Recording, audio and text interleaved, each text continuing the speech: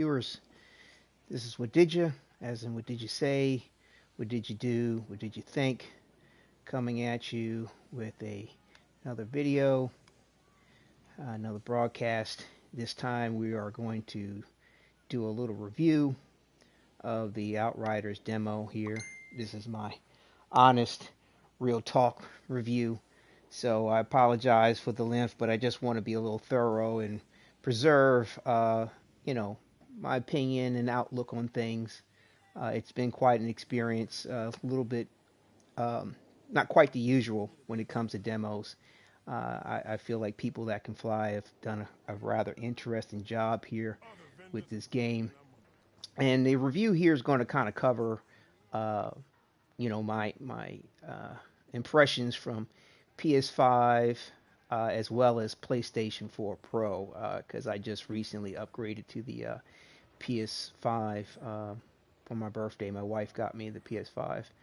Uh, so, it'll provide my impressions throughout.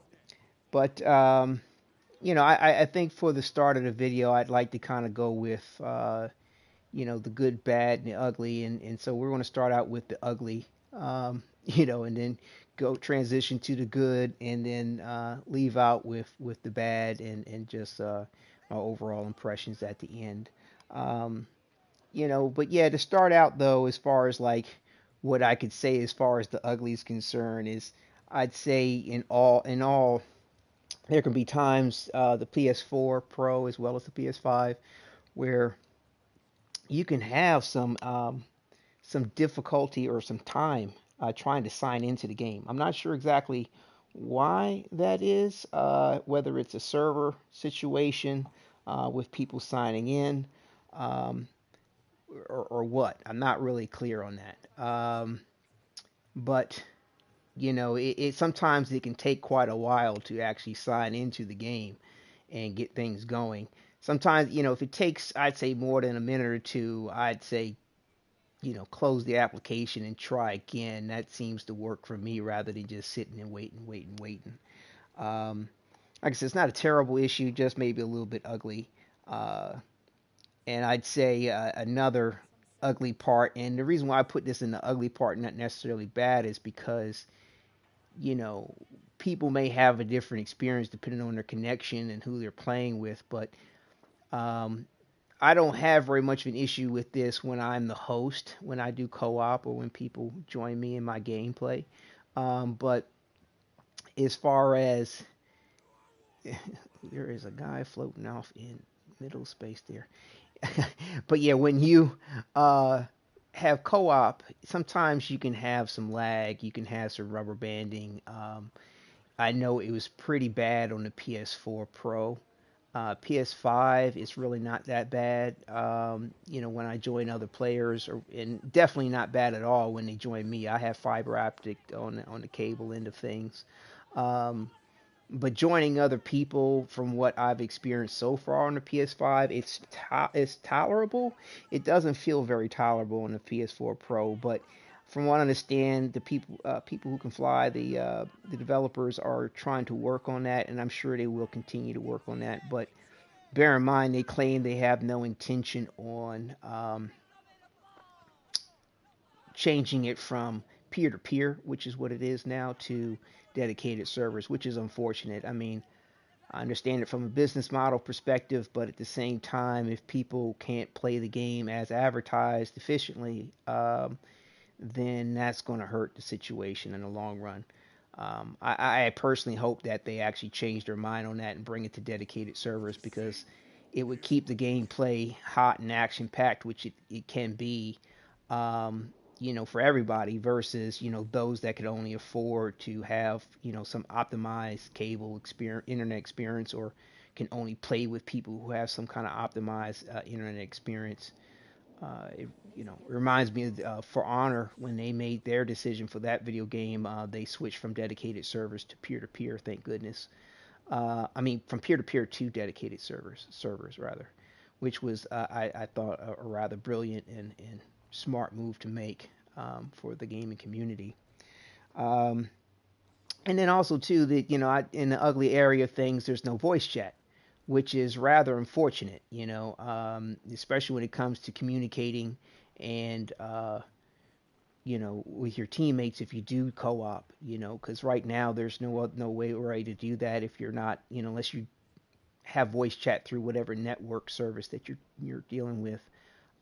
PlayStation has their own network that you can use. I'm sure PC and everybody else has various different mediums that you could interface with your friends or co-op players. But when it comes to cross-platforming, I don't believe there's going to be a universal way for everybody to talk. I could be wrong on that, but as far as I know of, there isn't. Um, but you know, time will tell as far as how well that goes. They claimed that there was some kind of like licensing or privacy, issues in regard to legalities, essentially in regard to providing voice chat. But just about everybody else that I know of that has gaming in this regard has been able to overcome that issue. So hopefully they will too.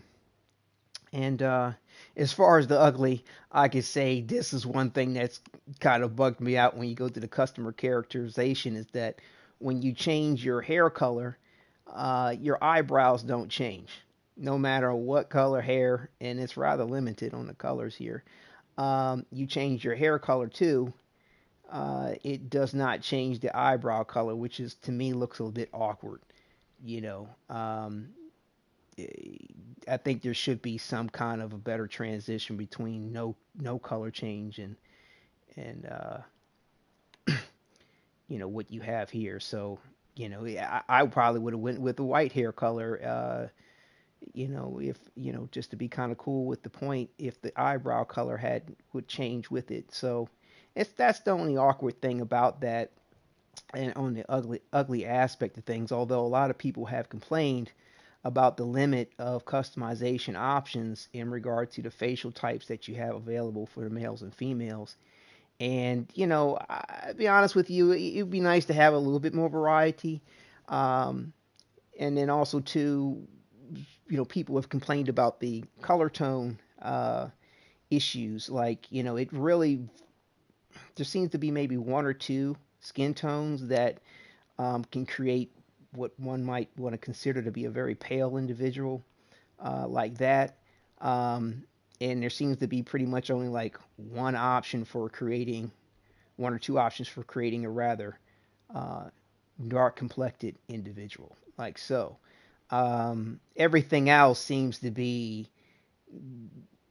varying degrees of light beige to brown skin complexions um, that you can essentially choose depending on the facial type or head type that you choose, which seems to represent some notion of ethnicity, in my opinion. And a lot of people have. I feel like there may be a subtle complaint about the game in regard to that, in the matter that people talk about the game being very brown. Now they have referenced the environment, but there's been plenty of examples to show that there's other tones and color schemes coming into play as far as the environment. But I feel like it's a subtle nod at the fact that most of every character you choose in a game is going to have some shade of light beige to brown in their skin tone, no matter what color option you skin color option you seem to choose. Like I chose this pale one for this for this head type, but as you can see, my character still looks rather brown. Swarthy. You know, I'm not sure how else you might want to describe that situation. Um, but like I said, it's no problem on my behalf. I happen to be this skin tone, and you know, I have a very varied range of skin tones in my family. So, as far as my personalization or customization options, I'm cool with it. But it'd be good if they could kind of provide a few more head types, I guess, as well as to provide, some paler skin tones and darker skin tones, other than maybe one or two options there. Consider how many they have as far as the beige ones are concerned. Um, But yeah, I mean, another thing too I could say, which is interesting, is on the ugly, is that I don't know if it's a stylistic thing, but the characters in the game seem to have these very large hands, as you can see uh, when the guy was talking here, the old man here, and in various different other areas in the cinematic cutscenes, you can really see just how awkwardly large the hands are for everyone. I mean, big hands don't fail me now, I guess. I don't know, but um, and then also too, you see how the blue flares up on his face and on the side of his neck to kind of represent this altered state. That seems to be some default to what the abilities for the characters have as far as their altered state is, or power manifestation. Like if you go through an area and you have to break down some particular barrier, that blue flashes. And I feel like there should be some kind of a neutral color for that to represent the altered state base abilities. Um, or there should be some kind of universal, like I said, it should be a universal color that wouldn't take away from the, I don't know, character immersion, role playing immersion aspects that you might have when choosing the different classes, because there seems to be a different color manifestation for the different classes. Yellow for the, or sort of like an amber for the, or dark yellow for the Devastator, red for the Pyromancer, green for the Technomancer, and there seems to be this light blue for the Trickster. But like as far as synergy is concerned, the Trickster seems to provide the most synergy between this base sort of outrider color that they seem to, or altered color that they seem to represent. But those are my little sort of nitpicks, I guess you could say, as far as what I could say would be ugly. The ugly about the game, which isn't really good or bad per se, and beauty is in the eye of the beholder after all. Um, but on the means of the concept of the game, transitioning to what I would say would be uh, good in the game. I really like the concept. I think it's very well done.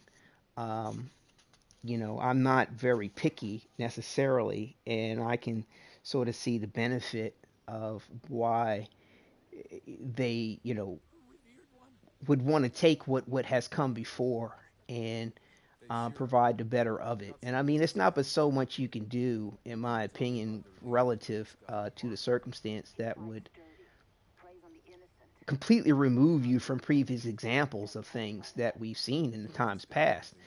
For me, I get nauseous when I play first person games, so um, third person games to me, it definitely reminds me of Space Lords, believe it or not, Raiders of a Broken Planet, and it's somewhat morbid satire, um, and just somewhat some of the stylistic options as well as the gameplay options as far as not having health packs or any way to heal yourself other than honestly killing enemies.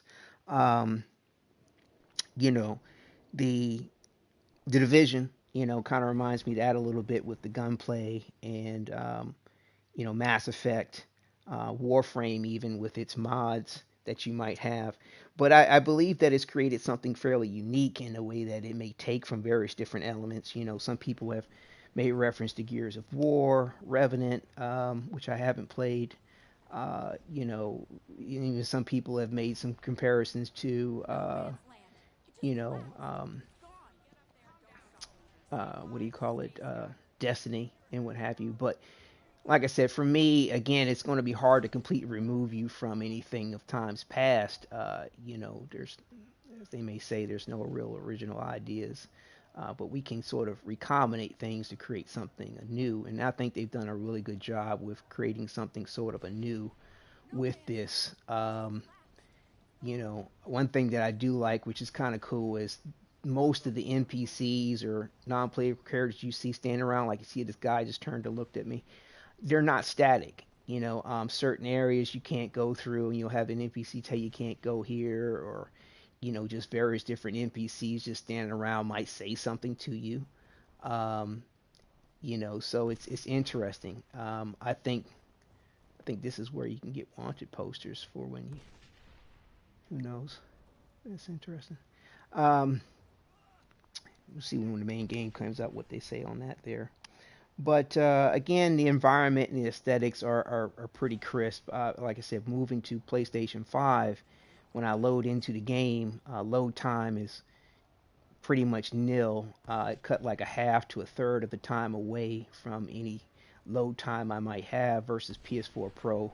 Despite PS4 Pro being what it is, load times were kind of lengthy at times. There seemed to be a lot of transitions in the game, and which might be kind of included in the ugly category of things, but uh, it's not bad at all in my opinion, and understandable for my from my perspective on programming end of and gamer end of things, to have degrees of transition in regard to the game. Um, because there seem to be these optimized sandboxes that they've provided here for us to play. It's definitely not an open world, but there seems to be just these sort of linear routed gameplay areas that you can traverse through. Uh, which, like I said, it's not bad in my opinion. There's not a whole lot to do on the off the beaten path, but then again, I've noticed when I play open world games like Red Dead Redemption 2, or even when there was Anthem, I very rarely ever went off the beaten path to do a whole lot. I mean, it's very rare. Sometimes I might do something to enjoy the ambiance of it, but it wasn't very often.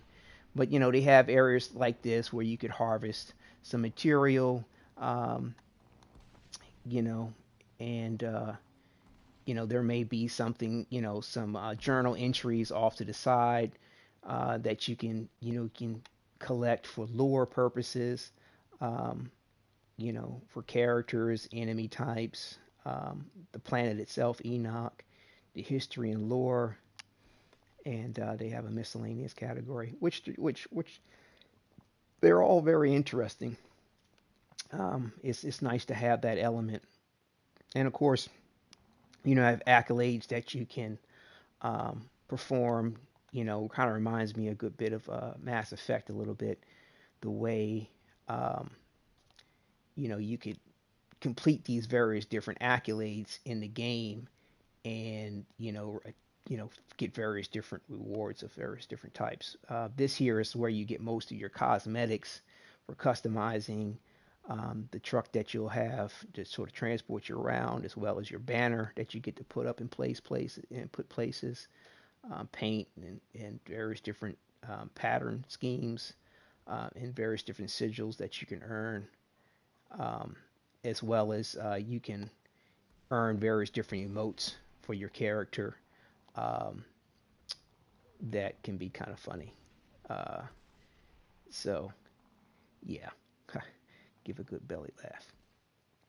But like I said, the concept of the game, and the level design, environment, the aesthetics, to me, I don't really have much of an issue with. I mean, some people might pick on how vibrant or realistic the grass or bushes may look or something like that. But to me, it's a good representation. I'm not, nature loving in some kind of way where I'm gonna sit in the grass, although you can actually sit in the grass if you want to.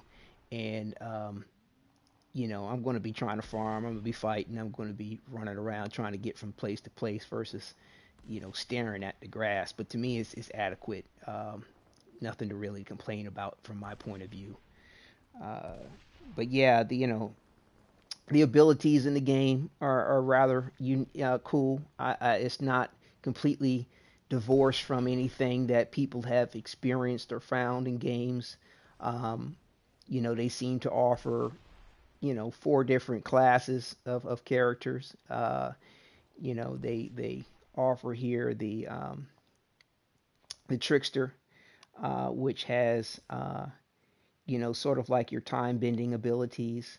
Um, you know, uh, for like DC Universe Online had a character called Quantum Ability, which kind of reminds you of that. And I feel like DCO is a good comparison too to this in certain ways. I mean, like I said, it takes elements from various different things. But in DCO, you also had like the Earth tank, um, and then you had your healer class, which like I said, for Outriders, they have this Earth ability or like that represents as a Devastator, where you can put rocks around yourself and what have you. Then you have this Technomancer, which is sort of like a healer, um, and then you have a Pyromancer, which seems to be very comparable to a DPS type character. But all classes can be spec'd in various different ways um, to have a variety of options as far as how to load something out. And I think that's where the game kind of starts to shine. And I really hope that they maintain that efficacy, that outlook on the game, that goal that you can achieve, where you can cater and customize your character however you'd like. I believe that if they maintain that, then you'll have a lot of variety in what you can do. Because with each character, you have your skills, and there seems to be, let's see here, 8 different skills for each character that you can use 3 at a time for, and then you have this sort of ability class tree that you have 20 points when full game comes out that you can um, put in any of these areas that you want, or streamline it across to specialize in various different areas. Like for this here, the assassin, the harbinger, the reaver. These are the 3 for the trickster. And each class has a slightly different way of a healing mechanic.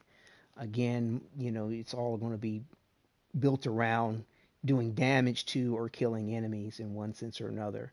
And then there are other ways where you can actually heal by using weapons to attack enemies, like what they call their life leech, which every character can equip a weapon with something like that, where you have this weapon white life leech that you see underneath a firepower.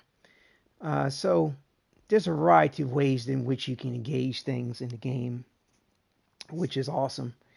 And like I said, hopefully, excuse me, they'll maintain that. And they also to talk about having no microtransactions, which is I think excellent.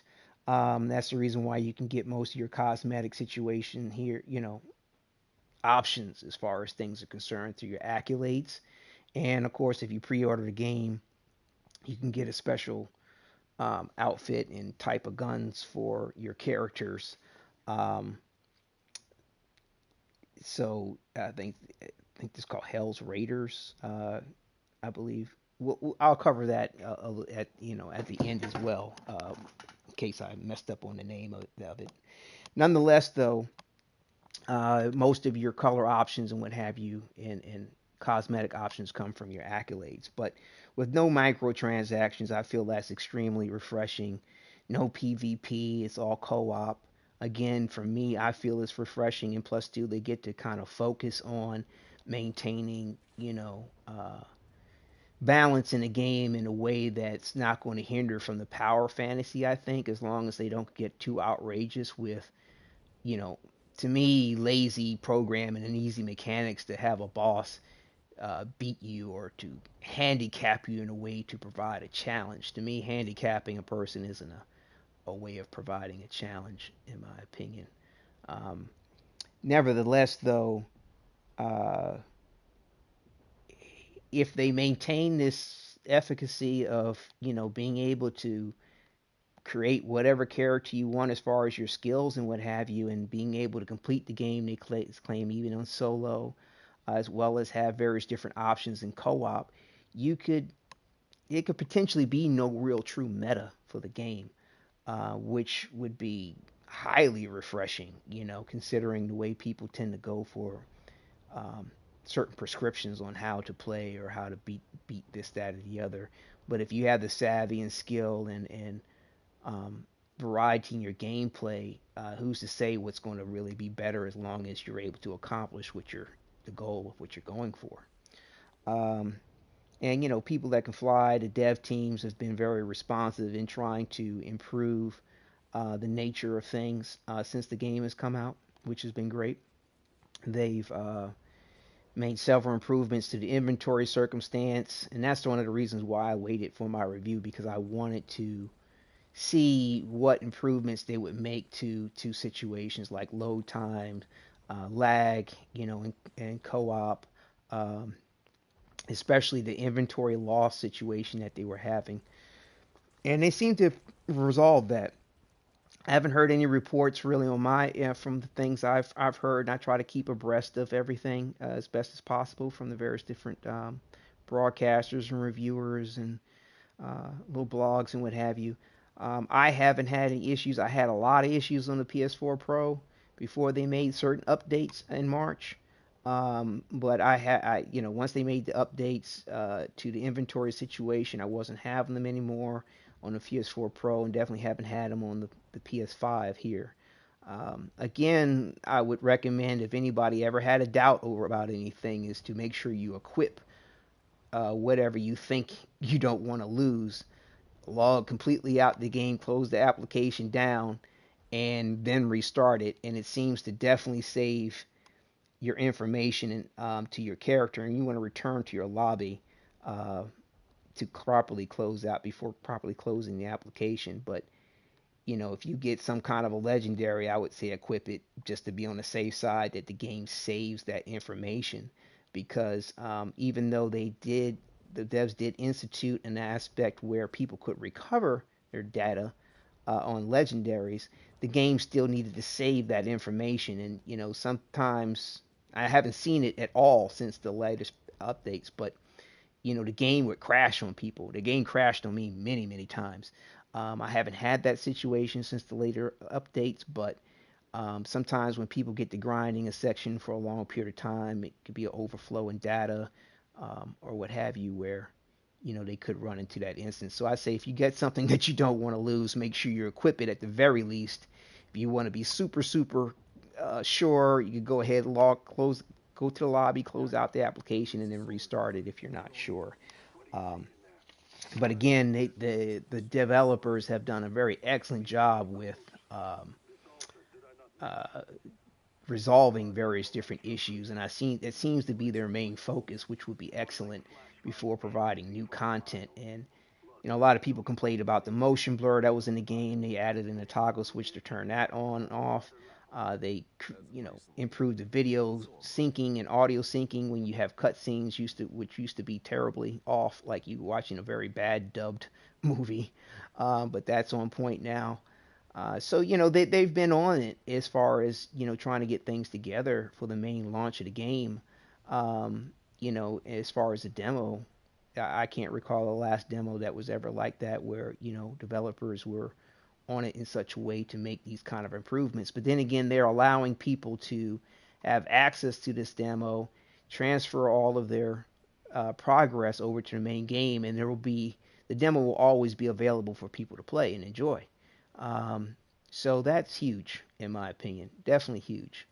I kudos to them for that, without a doubt. Big thumbs up. Uh, so the other thing I can reference here, let's see here. Let's just double check my notes.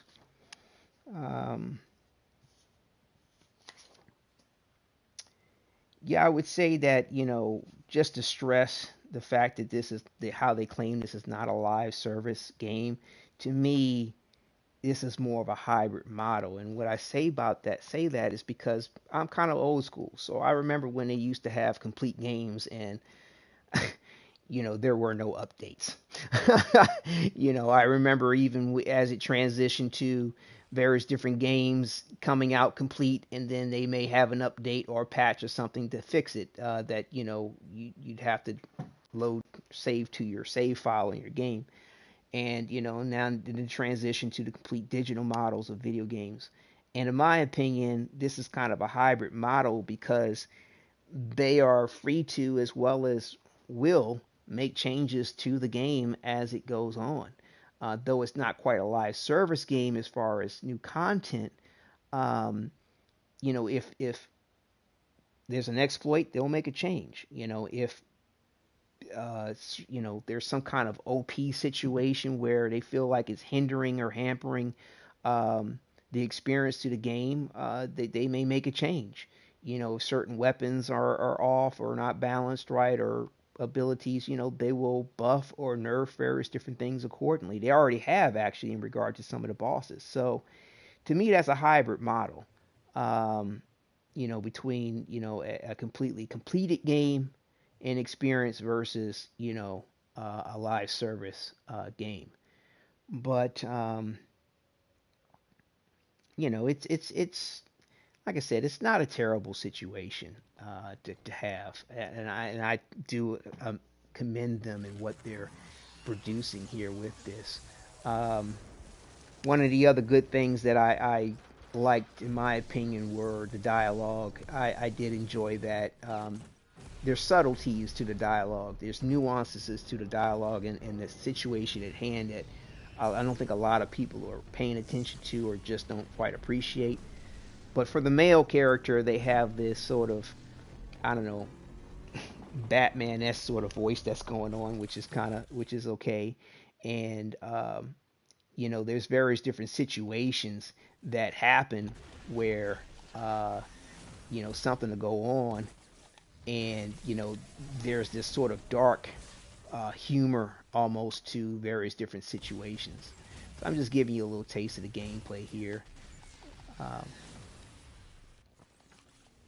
so like I said, this is the Trickster and its time bending abilities, and I'll go ahead and beat this boss and show you a little bit of an example of the different classes too before we proceed to what I might consider to be the quote-unquote bad of the game, um, which really it's negligible. It's nothing truly horrible. Um, but like I said, I like the dynamic of the abilities and what they kind of allow you to do and experience. I'm not sure who I'm going to wind up maining as a main character when the full game comes out. I'm kind of tossed between this Trickster here and the Devastator. Uh, I'm kind of torn between the two. But again, you can kind of see that the kind of grit, dilapidated, post-apocalyptic type setting that they provide in the environment in this cutscene here. Um, to give you some interesting teasers here throughout the gameplay. But I'll leave that there. And they've actually improved and changed really how legendary items drop in the game. And I'm gonna save that part to the bad, because I don't know, I kind of wish that they hadn't in a way included legendaries in the demo. But I get the point of it. But they've definitely created more of a rarity in regard to these legendaries in the updated patches. That's one of the things that they were on point with doing. Um, so yeah, that's a little example of the uh, the Trickster there, and this here. Yeah, I'll show you this one here. Well, actually, yeah, I'll show you this one here, because actually, in regard to I'm actually going to save that till I get to the legendary. I was able to get one legendary weapon on one of my characters, but I'll save that till when I get to the point where I talk about the legendary aspect of things. Um, Oops, wait a minute. I want to make sure I select the correct story point. So yeah, this is where we're going.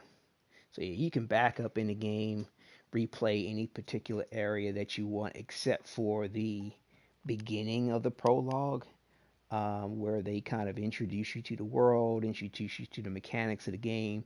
But you can back all the way up till you actually select which class you're going to play, and then just have at it, which is pretty cool.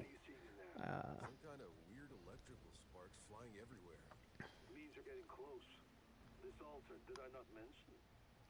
So this is the Devastator, and as I said, this kind of reminds me of your sort of tank class.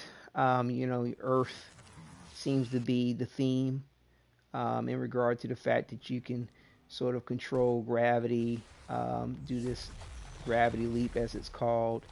You can, you know, send down, smash the ground for Earth type thing. You can do this kinetic ability where the bullets can reflect back at the enemy, and this here is what they call the auto reflect, what I've set up there to be able to do that in that way. Um, and like I said, there's various different mods that you can get that would cause you to have these differences.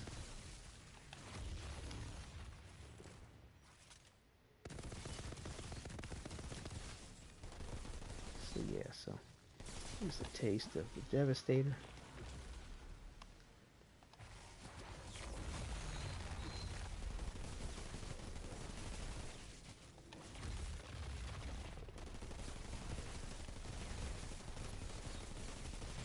And the thing too, a lot of people don't really talk about is that you're going to get pretty much 100% chance to crit on your weapons if you hit enemies in the vulnerable spot, which seems to be, or the weak spot, which seems to be the head. So some enemies may have some armor that you have to shoot through to get to the headshot, but by and large, to get your crit shots off, to get those higher numbers, and also to certain abilities and advantages to your character is kind of skill-based reward in the fact that um, you know you have to get the crit shot to get the bonus for that particular attribute. So like I said, that's the Devastator, and a little taste and example of him and his abilities, and I'll show you his skill set here and the way it illustrates itself. It's pretty cool. Um, like I said, that's the earthquake ability I was doing. This is the reflect bullets. You know, this is the one where it's not automatic, like I said, and that's a mod that you get for your clothing, which you can see there.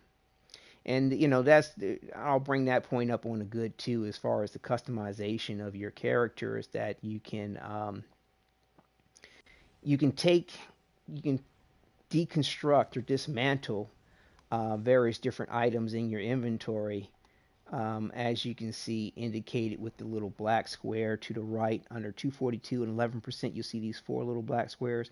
That means I have that mod, which is vulnerability bullets, in my mod library. And so when I go to my crafting system, and you can go to your options, go to your guides, and you can look up all the information about what the crafting system will entail. But you can improve the rarity of items, raise the attributes of items, mod the gear so I can dismantle that gear, take the mod and put it in my mod library, and I'll forever have it. And I can add that mod to any weapon or gear appropriately. And you know, because there's certain mods that are for weapons, certain mods are for clothing or your armor. Um, and it'll forever be there. So all I have to do is farm for that once, and then I always have it. Now, the one thing that will be critical for people when it comes to farming in the game is your attribute for your weapon. So that you see that it's titled Weapon Leech. Well, various different weapons have attributes such as Weapon Leech or crit damage or armor piercing. And essentially, when you go to craft a weapon, you can and raise the attributes the of the listed attribute that has a shard next to it. This little symbol here that my cursor's on. Now, as you get into the higher rarities, you can have multiple attributes to weapon, crit damage, armor, as well as skill leech. But your main attribute will always be designated with this crystal shard, and that's the only one that you can raise.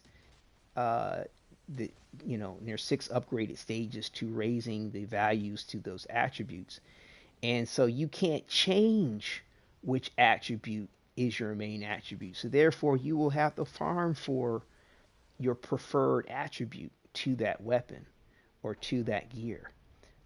So that I think is going to be where the real point of the grind will be in regard to various different items or pieces of clothing. Um, for me, I prefer weapon leech because, like I said, if you're not alive to do any damage, then you know that's just not a very good thing. Um, and like I said, each character has their own uh, benefit to their survivability or being able to live through the fight.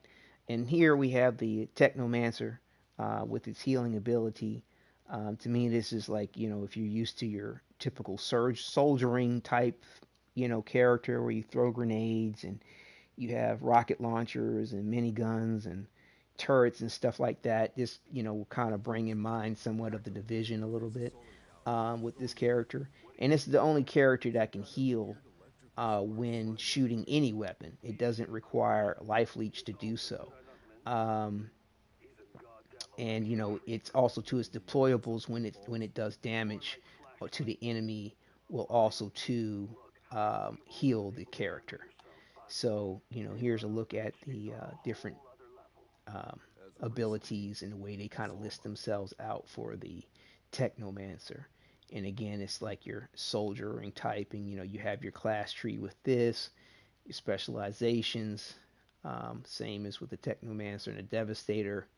And it's, so like I said, and you could branch off into any direction. You don't have to specialize. Whatever works for you, you can make it happen. As long as it's effective, in my opinion. Knock yourself out. Um, so I'll give you a little taste of the gameplay with this. And like I said, he's, kind of interesting. Or she, whatever they, however you look at it. I'm shooting right now what they call the blighted rounds. The Trickster has what they call twisted rounds. The Pyromancer, not in the demo, but when the main game comes out, has you know a certain type of round which inflicts burn on the enemies. Um, it can be highly effective. I personally like it. Uh, this here with the blighted rounds for the Technomancer, they actually spread this viral, I think it is, damage to the near any nearby enemy as well. Um, and then the melee for the uh, Devastator is the freeze situation there. So be able to freeze enemies in place. And there are various different mods which can enhance your abilities, like with these blighted rounds, I could reload twice and still have the ability available. I can get mods to have more than one grenade or shrapnel as it's called that I can deploy. Um, so it has a lot of variety, that could be had. I mean, but each character is not so divorced from the other where you can't switch fairly regularly between the classes. It's just that you'll have to do a good bit of farming to make sure they're all outfitted and equipped accordingly. But I think that's something that I'm probably going to do. Because with the game being what it is and not a live service game, it kind of gives you that time to go ahead and really enjoy each one of the characters and play them out and level them up. And so here we have the Pyromancer, and this is kind of like your mage class, your caster. Um, as they tend to regard them. I see this as a DPS. The devs have basically explained that though some people may feel like this class might be a little squishy in the demo, the when the main game comes out, I didn't go to the proper save point. Excuse me.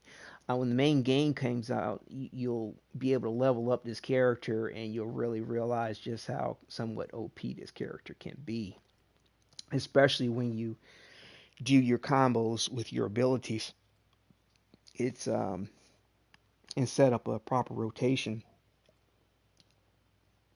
That's how it was in DC Universe Online. You know, you have your abilities set up, have them you know, in order for what they do and how they do what they do.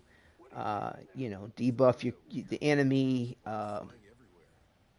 etc., etc.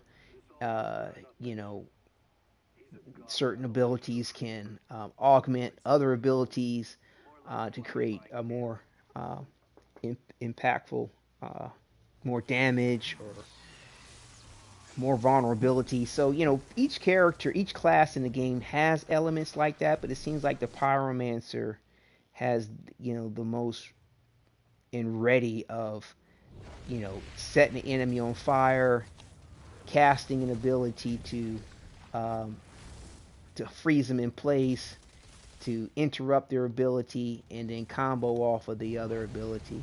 But the Pyromancer is one of the trickier ones in regard to how to heal because you have to an enemy has to be marked in order to heal unless you use one of their abilities like what I just used where he was able to gain health um, without killing an enemy. And of course, you can use your weapons with the weapon leech, but you know. So yeah, this is the Pyromancer in action, and I like weapons that provide weapon leech and a shield bonus to help out. I find that to be a quite effective combination. But you know, the Ash ability seems to freeze enemies in place. The melee ignites enemies, and again, it's that marking element that provides the Pyromancer its best bonus and the most direct bonus when it comes to health. Unless, of course, you have this ability equipped here, which I'll show you in the power tree in a second. So, and see if we can make him explode. That seems to be a... There he goes. And pop goes the weasel. So yeah, that's the Pyromancer in action. And as you see, it helps to sort of uh, combo the abilities together. And the ability that I was referencing is this Feed the Flames. Select and pull enemy towards you, dealing 95 damage, draining 95 health, inflicting ash, which sort of freezes an enemy in place. I found that to be quite effective in this demo to use. So the throwable bomb makes enemies explode. The game does seem to enjoy a horror-esque element of blood, gore, guts, and dismemberment. So parental advisory, uh, take note to that. And of course, you know, you have your class tree here where you can spec out to whatever you prefer um, and what works for you. So yeah, I think this is going to be quite an interesting one to play too. Um, it even has an ability in the tree called Phoenix Nestling. Um, you know, basically you can revive yourself every 180 seconds if ever you you die. Upon losing all health, you will receive a second chance to return to the battlefield with 50% of your max health. So, you know, if you time it right, it could be quite effective in making sure you stay in the game. Although it'd be interesting to see how that mechanic works and how much downtime you may have as you sort of rise from the ashes. Um, you know, because the main game will have its main campaign, and then it will also have, you know, these expeditions. I believe it's like 14 in total, with a final being a 15th. And you know, to get their best rewards out of that, it's going to be kind of skill based and time based, where you know the most efficient will get the best rewards. You know, on how quickly you accomplish and finish the expedition. So that's a little demonstration there with you know, each one of the four classes that the game has to offer. And like I said, it's worthwhile to go ahead and enjoy the demo, especially considering that it's free. Um,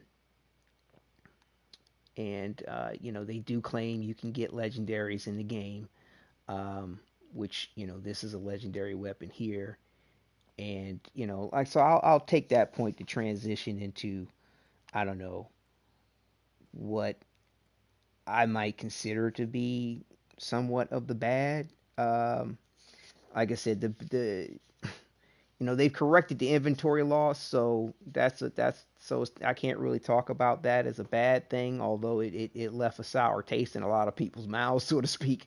But thank goodness they've improved it. Um, I'd say one of the things that I wish it didn't quite have is this sort of gore effect where the more damage you take on your character, the bloodier your screen gets, and sometimes it can get so um, bloody and red that you can't even see what you need to do to effectively deal with the situation. But to me, I feel like that actually kind of improved when I started playing with the PS5. I don't know, I can see through the blood and gut area of things a little bit better the more damage you take. But one thing's a little funky is that if you get in a corner like this, you can't see your character, and sometimes enemies can get up on you in such a way where you can't see your character as well during combat, which can be, very disorienting. But yeah, you get into a corner the wrong way, like what you can see here. Um, you'll lose sight of your character, especially a wall like this, and it's really no camera angle that you can fix that with, except for facing now the wrong direction. Um, so that's a little awkward, and one thing to keep in mind. Sometimes there's certain areas in the game where you actually can't use a particular thing for cover. And to me, the best way they could deal with that would be either to have everything you use as cover, or have some clear indicators as to what you could use cover for.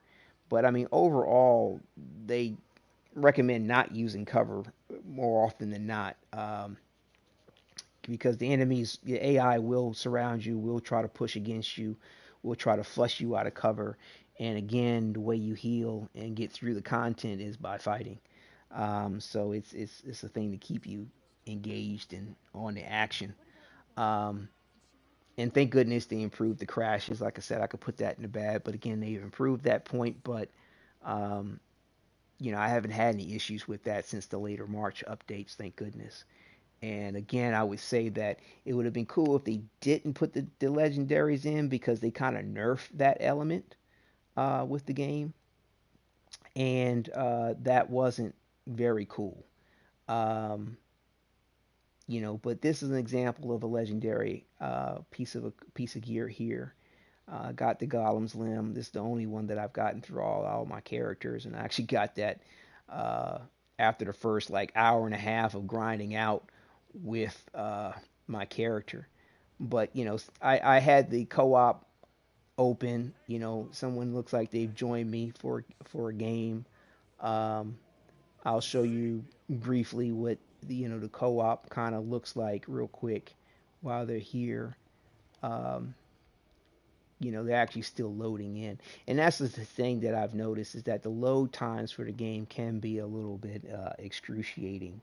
But like I said, I'm on fiber optic, so um, the gaming experience really isn't that bad, as far as um, on my end of things when people play with me. Now I don't know what it's like for them on their end, because I think some of that has a lot to do with their internet, um, and what have you. But yeah, they seem to be running around and not realizing that I've queued up something. But I think you all get the point that I've made in regard to the issues in regard to co-op, and the ugly of it, in a way where it's difficult to um, what did they just do? The slight rubber banding that I mentioned earlier, and the lag that can take place. But load times tend to be a little bit more lengthy when you're in co-op, um, which, like I said, isn't necessarily the best thing. Um, I saw, and I did experience host disconnects uh, earlier, before they made certain updates, and I believe they've claimed to make improvements on that. I haven't had anyone disconnect from me when I've hosted, which is good. But the thing that I think is a little bit on the bad side is that there's no real way for you to prevent from being kicked from a game. And I hope that that won't cause any issues for people when time comes around for certain expeditions and receiving certain rewards. You know, you could help a team to defeat an enemy, and just before the enemy is defeated, you know, somebody puts up some kind of kick option, and it only requires two people to kick a person because it's only three people teams. So hopefully, the option to kick a player from a team will not be available after a certain point of being in the gameplay, because that could be a very ugly situation. And it'll be interesting to see what type of attitude or snobbery per se, some the status quo of what people may feel needs to be in regard to getting through various different expeditions or missions. You know, not everybody may be friendly to the fact that they may not be presenting a meta for everyone to subscribe to. You know, it doesn't mean that people won't create metas on their own, even though, you know, supposedly you can do whatever you like as long as it's effective. But in my opinion, I'm a big proponent of that. If it's effective in your team player, then make it happen. But yeah, with this legendary weapon, kill shots great. What you see, this Golem effect, and I have the automatic reflect on, which also too, um, you know, combined with the weapon's life leech ability, allows him to um, gain health back as he receives damage. But as you can see, you know, this trickster here is able to put up this time bubble to slow down enemy rounds and what have you, which is rather cool. And as you can see, my reflect has an ability from the mods to allow bleed on the enemies. Um, but as you see, my gameplay performance is pretty smooth on this PS5 with the fiber here. But I'm the host, you know, so that's the positive end of that. Um, you know, if I don't know if I'll have a moment here, but after we complete this with this guy, I can try to see if I can group up with someone for so you all can kind of see what I'm talking about as far as the lag and the performance issues that you have when um, you're not the host. And then again, it may not be that bad because whoever is the host could wind up having, you know, some decent internet service, along with the fact that I have some decent internet service. Um, but yeah, when fighting these bosses, it's important to make sure you get certain interrupts going, because if the enemy um,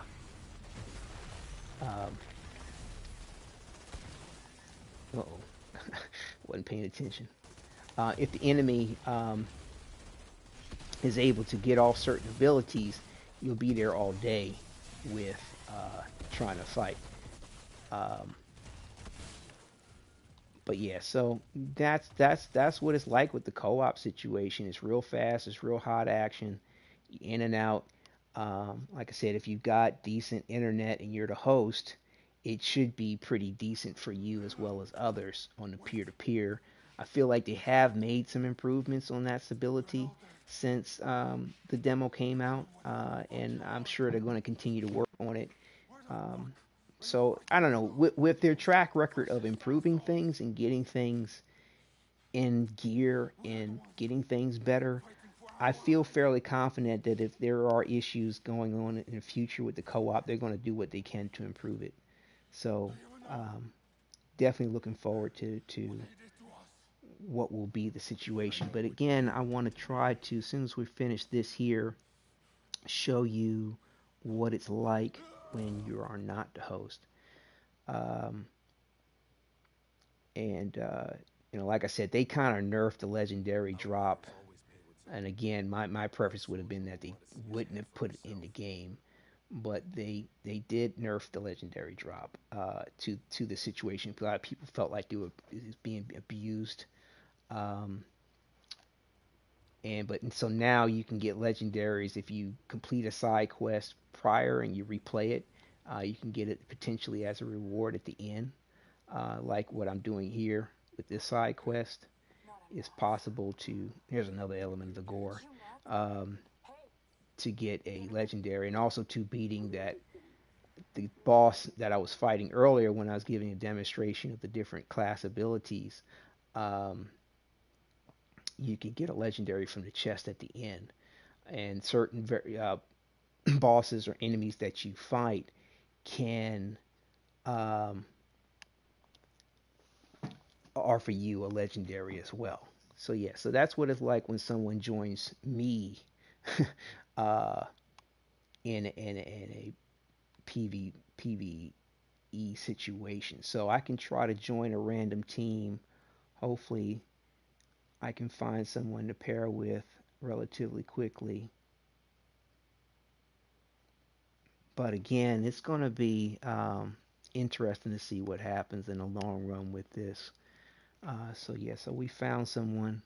Hopefully, they have some decent internet, and but either way it goes, I'll be able to demonstrate uh, what the performance is like, and then we'll kind of close things out from here. So yeah, this person here has got a legendary as well, which is cool. Looks like they have two legendaries. They have the pistols and they have a weapon on their back there. They're doing a legendary grind here on the what they call the OG captain.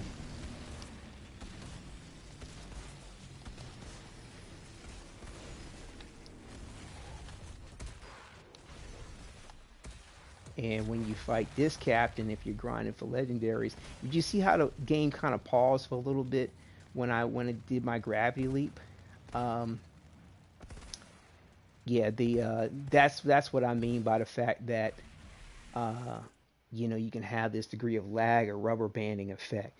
And so they're grinding enemy, and this is how you grind the enemy on this here. You go up, kill the main boss. It's good to take out the two snipers in the game too. See, here's a sniper running, but you can see the lag that I'm experiencing. The guy doesn't have terrible internet.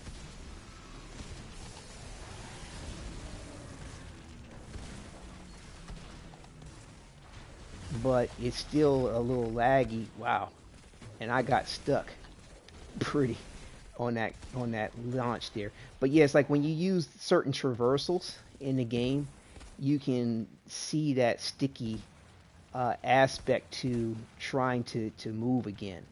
Um, but yeah, this is how you co-op and do a grind for some legendaries with somebody, and it's cool that this person is down with this method and knows what to do. A lot of people sometimes when you join up with them don't know what to do and when to die or when not to die. Um, the fact that it's good to take out both the snipers, make sure that whatever you're doing, you're not killing everybody in the field or in the game. Um, so that enough of them are still alive to take you out, so that you can rinse and repeat this particular section. But yeah, we'll go ahead and run it up with them one more time, and then I'll go ahead and close things out. But it's this is a good co-op thing that I got to join in on for this demonstration of what it's like to co-op. You're seeing certain elements of the lag, you're seeing elements of the co-op gameplay. Um, and also too, this is a legendary grind situation too, and with both players having legendary weapons. Um, so this is a real good thing. It'd be nice if I can find this person again later, um, for a grind. But yeah, so that's it, and now you know what to look forward to. And like I said, the lag and the stickiness can get worse than this. I mean, this person has some fairly decent um, internet. So it's not horrible. It's somewhat tolerable. Um, but you can see, like when I did my super transversal, the gravity leap, how things got a little stuck, and so yeah, there can be issues at times where uh, that can be even worse. I mean, I've had moments where I was on a PS4 Pro where my character completely stopped. But again, I feel like people that can fly, the developers, are on point with trying to resolve these issues. I feel like the best resolution is going to be if they take away the peer-to-peer circumstance. Um, but you know, I don't I don't know. It'd be good if they did, and that way they can really nip it in the bud. I mean, there's hope for the situation, like with Warframe, how they still have peer to peer after all these years, and it's fairly smooth. It's not too often when I'm in a group with other players and that I have lag or stickiness or rubber banding in some kind of way that's cumbersome to my gaming experience. So hopefully, if they stick with the whole peer-to-peer thing, people that can fly can take a little nod from Warframe's development over time. I mean, well, Digital Extremes is who's behind all that. Um, so, um, I think that's about all I can really say towards the game. I mean, like I said, I've had a very rather positive experience with everything. Um, it's been a joy, to do. Um, I still haven't gotten tired of the grind. You always have to be facing the direction you're going to do your remote in. Okay. Yeah, I've had a joy with the grind, and with the experience. So, I'll probably do a little bit more grinding to see if I can't luck up and get another legendary weapon, like what you see here. Um, as you just saw, there are people still grinding it out and enjoying it. The main game comes out April 1st. Um, and I'm definitely going to be leveling up all the classes. And I've created a couple of backup characters. Uh, I have, as you saw, I had two Devastators and two Tricksters because I'm going to use it possibly for overflow of the inventory because you'll have a stash which is here. You don't have access to it for it in a demo, but when the main game comes out, I believe they say you'll have 50 to 100 inventory slots to which you can share between the your characters, if you want to switch various different items that are transferable between them. Like I don't think that Gear Pacific items will have a uh, the ability to transfer to a character that it doesn't apply to. Like if certain gear has something modded for just the Devastator, I don't think that it's going to be transferred, say, to the Pyromancer, unless you take that mod out and put in a mod that is universal, uh, or applicable to the Pyromancer, for example.